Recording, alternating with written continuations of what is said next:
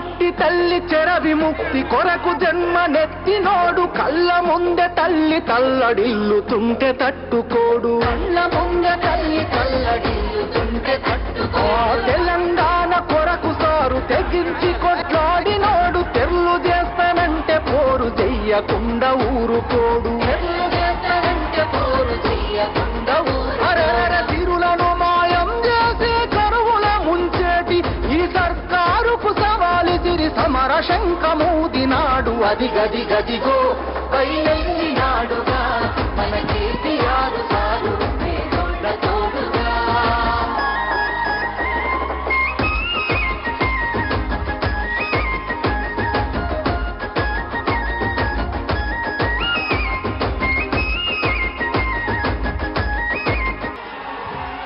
పాటలు బంద్ చేయి పాటలు.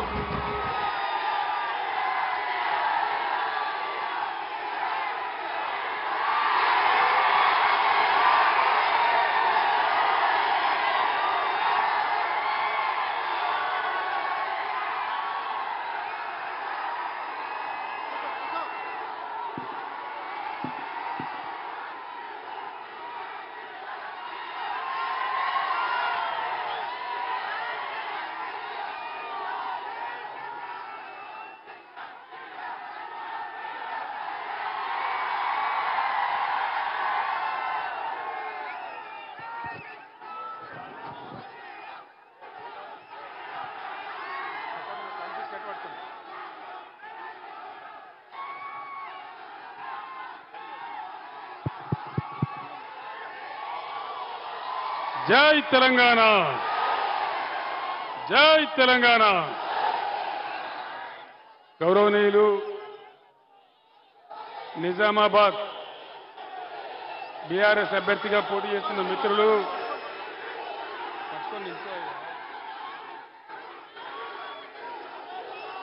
శ్రీ బాజిరెడ్డి గోవర్ధన్ గారు, కరీంనగర్ పార్లమెంట్ అభ్యర్థి మిత్రులు వినోద్ కుమార్ గారు, పెద్దపల్లి పార్లమెంట్ అభ్యర్థి మీ అందరికీ పరిచితుడు కొప్పుల ఈశ్వర్ గారు, వేదిక మీద ఉన్న శాసనసభ్యులు సంజయ్ గారు, కోరుట్ల ఎమ్మెల్యే సంజయ్ గారు, ఎమ్మెల్సీ రమణ గారు, రాష్ట్ర నాయకులు, జిల్లా నాయకులు, ఇంత పెద్ద ఉష్ణోగ్రతలు కూడా తరలి వచ్చినటువంటి నా అన్నదమ్ములకు, నా అక్క చెల్లెలకు అందరికీ నమస్కారం. ఈరోజు పార్లమెంట్ ఎలక్షన్లు జరుగుతూ ఉన్నాయి. 3 పార్టీలు రంగంలో ఉన్నాయి, బీఆర్ఎస్, బీజేపీ, కాంగ్రెస్. నేను మీ అందరినీ ఒకటే మాట కోరుతా ఉన్నా, వినబడుతుంది, నువ్వు లొల్లి చేయకపోతే వినబడుతుంది.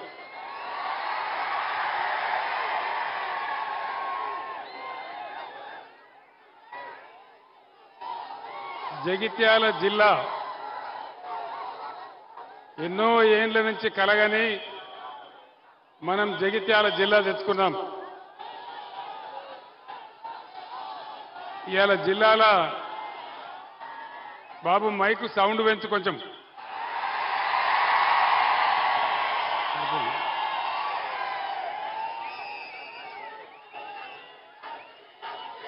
Please please please.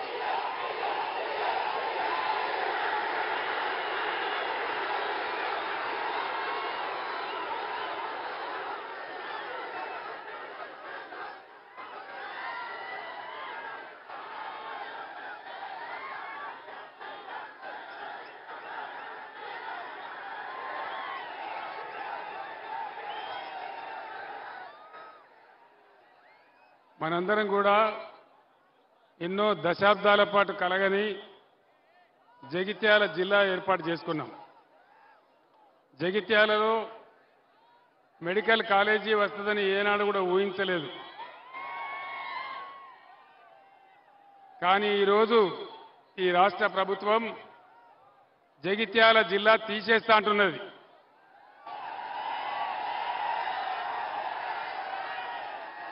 జగిత్యాల జిల్లా ఉండన్నా పోవన్నా? అన్న ఎన్నుకోలు చెప్తలేరు. జగిత్యాల జిల్లా ఉండన్నా మరి ప్రభుత్వం తీసేస్తా అంటున్నది. జగిత్యాల జిల్లా ఉండాలంటే నిజామాబాద్ ఎంపీగా బాజిరెడ్డి గోవర్ధన్ గారు గెలవాలి, పెద్దపల్లి ఎంపీగా ఈశ్వర్ గారు గెలవాలి, కరీంనగర్ ఎంపీగా వినోద్ కుమార్ గెలవాలి. ఎందుకంటే వీళ్ళకి ఇప్పుడున్న ప్రభుత్వానికి తోక తెలియదు, నా తొండేమి తెలియదు. ఏ పని కూడా వీళ్ళకి చక్కగా చేస్తలేదు. మీ అందరికీ తెలుసు, ఉద్యమ సమయంలో ఈ ప్రాంతం అంతా నేను బాగా తిరిగినాను. జగిత్యాలకు కూడా చాలాసార్లు వచ్చినాను. వరద కాలువ బాధ చూసి, వరద కాలువను మన హయాంలో ఒక రిజర్వాయర్గా చేసుకున్నాం. దానిలో మత్స్య కార్మికులు బతికినారు, రైతులు బతికినారు. రైతుల చెరువులు నింపడానికి అవసరమైన ఓటీలన్నీ పెట్టి అప్పుడున్న విద్యాసాగర్ రావు ఎమ్మెల్యే గారి ఆధ్వర్యంలో, చొప్పదండి ఎమ్మెల్యే గారి ఆధ్వర్యంలో, బ్రహ్మాండంగా బాల్కొండ ఎమ్మెల్యే గారి ఆధ్వర్యంలో వరద కాలు వెంబడి ఎన్ని కావాలంటే అంత తుమ్ములు పెట్టి బ్రహ్మాండంగా చెరువులు నింపుకున్నాం. ఆ చెరువుల కింద రైతులు వ్యవసాయం చేసి బ్రహ్మాండంగా బతికినారు. ఇలా ఎందుకు వరద కాలువని ఎండబెట్టినారు అని నేను అడుగుతా ఉన్నా. ఏ కారణం చేత ఎండబెట్టినారు? పంటలు ఎండబెట్టినారు, పొలాలు ఎండిపోయినాయి, రైతుల పొలాలు ఎండిపోయినాయి. దానికి ఎవరు బాధ్యులు? దయచేసి ఆలోచించాలని చెప్పి నేను కోరుతా ఉన్నా. మీ అందరు నేను ఒకటే మాట కోరుతా ఉన్నా. 5 నెలలలోనే ఆగమాగం చేస్తా ఉన్నారు రాష్ట్రాన్ని. బీడీ కార్మికుల గురించి పట్టింపు లేదు, చేనేత కార్మికుల గురించి పట్టింపు లేదు, గౌడ కార్మికులు గీత కార్మికుల గురించి పట్టింపు లేదు, విద్యార్థుల గురించి పట్టింపు లేదు, విద్యార్థుల ఫీజు రీఎంబర్స్మెంట్ వస్తలేదు, విద్యార్థులకు ఓవర్సీస్ స్కాలర్షిప్ వస్తలేదు. దీనికి అంతటి కారణం ఏంది? పోనీ ఇవన్నీ వస్తలేవు, ఇవన్నీ కేసీఆర్ ప్రభుత్వం స్కీములు. వాళ్ళు చెప్పిన 6 గ్యారంటీలలో ఏదన్నా అమలైందా? మహిళలకు 2500 వచ్చినాయా? వచ్చినాయట కదనా? జగిత్యాలు వచ్చినాయట కదా. ఇలా రాహుల్ గాంధీ చెప్తుండే నిర్మల్ మీటింగ్లో, రాహుల్ గాంధీ నిర్మల్ మీటింగ్లో ఏం చెప్తున్నాడంటే ఆల్రెడీ మహిళలకు 25,000 రూపాయలు 22,500 వేస్తా ఉన్నామని చెప్తా ఉన్నాడు. రాలేదా? ముఖ్యమంత్రి రేవంత్ రెడ్డి చెప్పిండు, కేసీఆర్ 1 లక్ష మాఫీ చేసినాడు, మీరందరూ పరిగెత్తండి, 2 లక్షల రుణం తీసుకోండి, డిసెంబర్ 9 నాడే మాఫీ చేస్తాడు. 2 లక్షల రుణమాఫీ అయ్యిందా? కాలేదా? జగిత్యాల కాడ కూడా కాలే. నేను తెలంగాణ మొత్తంలో ఎక్కడ అడిగినా ఇదే మాట చెప్తా ఉన్నారు. కానీ ముఖ్యమంత్రి ఏం చెప్తున్నాడు? ఇవాళ ఏ ఊరికి పోతే ఆ ఊరి దేవుని మీద ఒట్టు పెట్టుకొని, బాసర అమ్మవారి మీద ఒట్టు, యాదగిరి నరసన్న మీద ఒట్టు, ఎక్కడికి పోతే అక్కడ దేవుళ్ళ మీద ఒట్టు పెడతా ఉన్నాడు. నమ్మచ్చునా ఈ ముఖ్యమంత్రిని? నమ్మే పరిస్థితి ఉందా? అరచేతుల వైకుంఠం చూపెట్టి అడ్డగోలు హామీలు ఇచ్చి ఇష్టం వచ్చిన పద్ధతిలో నోటికొచ్చిన వాగ్దానాలు చేసి ఈరోజు కాంగ్రెస్ ప్రజలను మోసగించింది. మీ అందరికీ కూడా తెలుసు. ఏ ఒక్కరి సంక్షేమం కూడా చూడడం లేదు. నరేంద్ర మోడీ 10 ఏళ్లైంది దేశానికి ప్రధానమంత్రి అయి. అచ్చే దిన్ వచ్చిందా? సచ్చే దిన్ వచ్చింది. అచ్చే దిన్ రాలేదు కానీ సచ్చే దిన్ మాత్రం వచ్చింది. అడ్డగోలుగా ధరలు పెరిగిపోయినాయి. అమృత్ కాల్ వచ్చిందా? బేటీ పడావో బేటీ బచావో వచ్చిందా? జన్ధన్ ఖాతాల డబ్బులు పడ్డాయా? జగిత్యాల కాడ 15 లక్షలు వచ్చినాయట కదా. మోడీ వచ్చినాయని చెప్తున్నాడు. జగిత్యాల ఎవరికి రాలేదా అన్న? 15 లక్షలు మోడీ ఇస్తానే వచ్చినాయా? రాలేదా? ఇలా భారతదేశ రూపాయి విలువ డాలర్కు వ్యతిరేకంగా చూస్తే కనాహీనంగా 84 రూపాయలకు పడిపోయినది. ఎగుమతులు బంద్ అయినాయి, దిగుమతులు పెద్దగా పెరిగిపోయినాయి, దేశానికి 100 లక్షల కోట్ల అప్పు పెరిగింది. ఏ ఒక్క వర్గానికి కూడా మోడీ ప్రభుత్వంలో న్యాయం జరగలే. జరుగుతుందా? ఎవ్వలకు కూడా జరగలే. ఒక దళితులకు, గిరిజనులకు, రైతులకు, మహిళలకు, చదువుకునే విద్యార్థులకు, నిరుద్యోగులకు ఎవరికైనా లాభం జరిగిందా అంటే ఎవరికి లాభం జరగలేదు కదా. ఈ రెండు పార్టీలని మీ అందరికీ తెలుసు దేశంలో, భారతదేశంలో ఎక్కడ లేని విధంగా రైతు బంధు అనే పథకాన్ని పుట్టించి దాదాపు 6-7 సంవత్సరాలుగా రైతుల ఖాతాలో డబ్బులు జమ చేసినాం.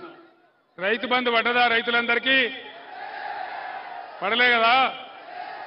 ఏం పడాలి? కాంగ్రెస్ హామీ ఇచ్చిన మేరకు ఏం పడాలి?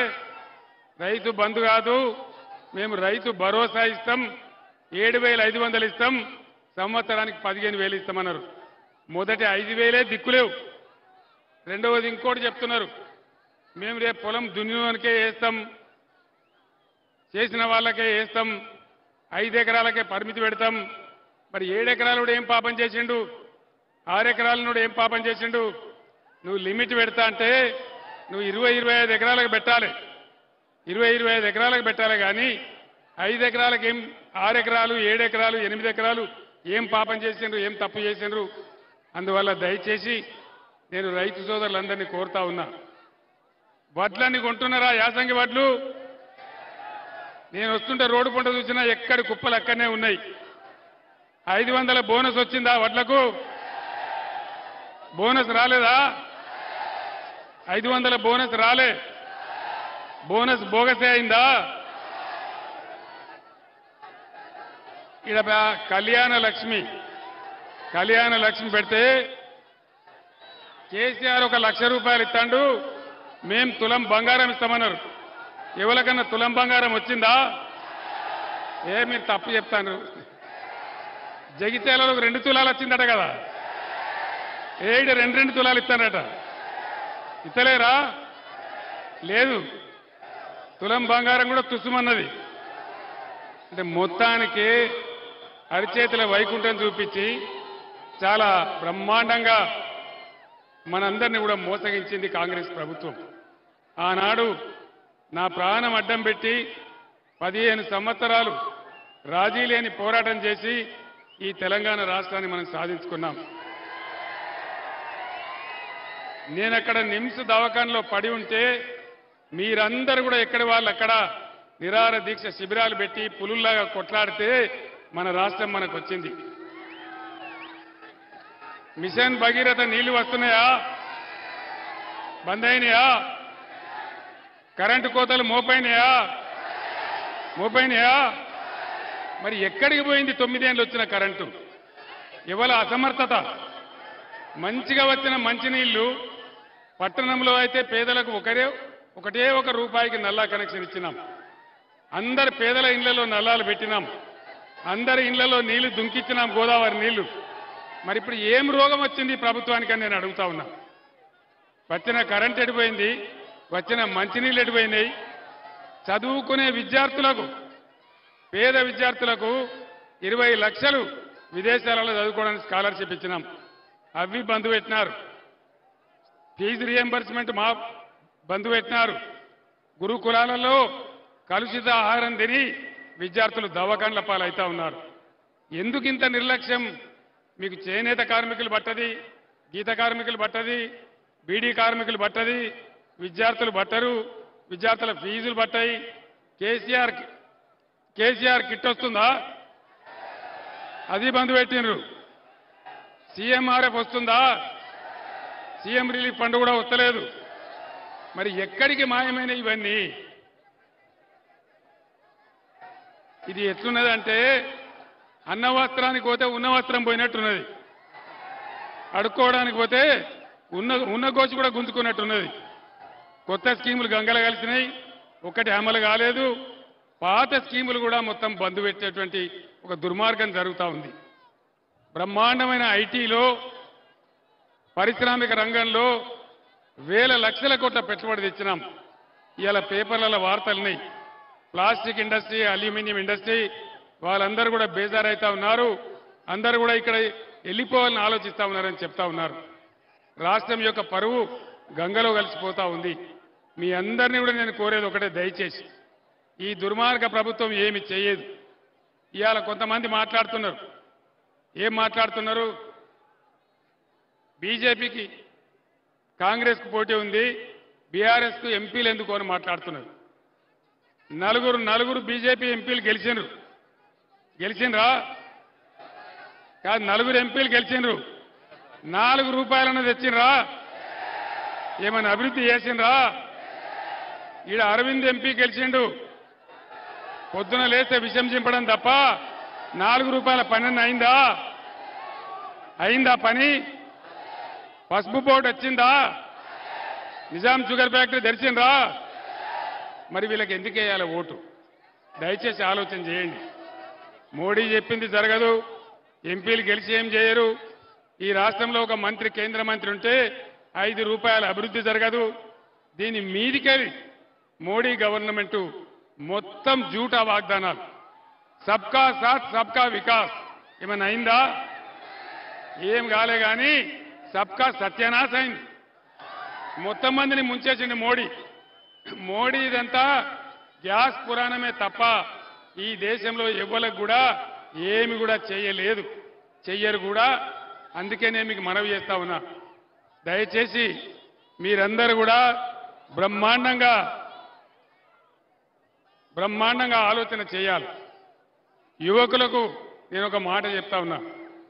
జగిత్యాల ప్రాంతంలో కూడా లంబాడా బిడ్డలున్నారు.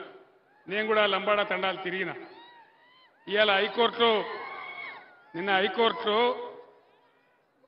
జడ్జి గారు చెప్పినారు, ఆనాడు బీఆర్ఎస్ ప్రభుత్వంలో మేము గిరిజన బిడ్డలకు రిజర్వేషన్ పెంచాలని 10% రిజర్వేషన్ ఇచ్చినాం.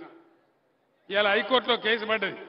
ప్రభుత్వం గట్టిగా వాదించాలి కదా, తీయాలి కదా, శాస్త్రీయంగా లెక్క చేసి చెప్పినాం కదా, వాళ్లకు పెట్టే పరిస్థితి లేదు. తెలంగాణ ఆనాడు వరద కాలువను రిజర్వాయర్ చేసుకుంటే బ్రహ్మాండంగా 10 నెలల పాటు కాకతీయ కాలువ నడిస్తే మీకు బ్రహ్మాండంగా వడ్లు వండినాయి. 3 కోట్ల టన్నుల వడ్లు వండించినాం. కొనుమంటే మోడీ కొనలేదు. అందరం పోయి ఢిల్లీలో ధర్నా చేసినాం. ఆ మోడీ అంటాడు, మీరు మీ తెలంగాణ ప్రజలకు యాసంగి వడ్లు కొద్దిగా నూకలైతే అంటే మీ తెలంగాణలో నూకలు తినండి అంటాడు. నూకలు తినమన్నటువంటి నూకరాజు ఈ ప్రధానమంత్రి మోడీ. మరి ఇప్పుడు మళ్ళా ఓటేయన్న మనము దేనికోసం వేయాలా? దయచేసి ఆలోచన చేయాలి. ఈ రాష్ట్రం మీది, భవిష్యత్తు మీది. మీరు యువకులు ఆలోచించి ఓటు వేయాలి తప్ప ఆగమాగం ఓటేద్దని చెప్తా ఉన్నా. ఈ బిల్డింగ్ మీద నాకంతా యువ సోదరులు కనపడతా ఉన్నారు. యువ సోదరులారా, ఈ తెలంగాణ మీది, భవిష్యత్తు మీది. కాబట్టి మీ అందరు నేను ప్రార్థిస్తా ఉన్నా, గుడ్డిగా ఓటేయడం కాదు, ఎవరు గెలిస్తే మంచిదని ఆలోచన చేయాలి. ఇవాళ నరేంద్ర మోడీ చివరికి ఏం చేస్తున్నాడు? మనకున్నది ఒకటే గోదావరి నది. ఈ గోదావరిని కూడా నేను తమిళనాడుకు తీసుకుపోతా, కర్ణాటక తీసుకుపోతా అంటా ఉన్నాడు. బీజేపీ ఎంపీలు గెలిస్తే మోడీ ముందర మాట్లాడతారా? చేతులు కట్టుకొని నిలబడతారు తప్ప. అదే బీఆర్ఎస్ ఎంపీలు గెలిస్తే పార్లమెంటులో దద్దరిల్లేటట్టు కొట్లాడతారు.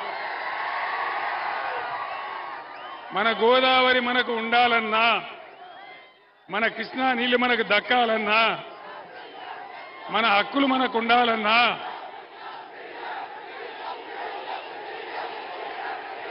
ఎందుక నేను చెప్పేది వాళ్ళకి అర్థం కావద్దా ప్రజలకు?